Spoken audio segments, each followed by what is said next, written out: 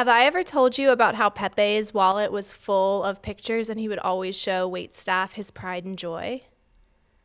Was it you?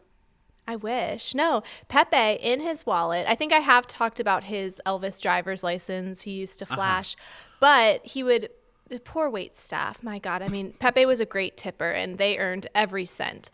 He would call them over and be like, oh, do you want to see my pride and joy? Here are my grandchildren. Here's my wife. Here's me on vacation. And here's my pride and joy. And it was just pictures of Pride and Joy, the laundry detergent that he had in his wallet. And it was like a little bit he did.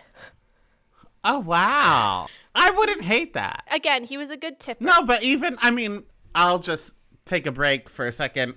Whether he showed pride and joy or not, a tip is important, cuties. If you're a bad tipper, you can stop listening now. Leave us a 5-star review. But stop listening because I don't want your support. However, if the wait staff has already went down the rabbit hole this far, like if someone said, do you want to see my grandchildren? I would say either yes or no. If you have time for it, yes. And who cares if the punchline is or isn't laundry detergent at the end? And if you don't have time for it, then say, oh, I'm so sorry, I'll be back in a second. I have tables waiting. And then you don't even get to the laundry detergent. Sure. I don't think Pepe had to tip well in response to this. They got dinner and a show from this man, Chelsea. Well, they certainly got a show, and probably that combined with, like, you know, when they would bring napkins and he would say, like, you've seen us eat, and like all of those other things. I often did forget that this was their first time seeing the performance. For me and my family, who had seen the performance, the song and dance, the word by word tight 10 he was putting on over,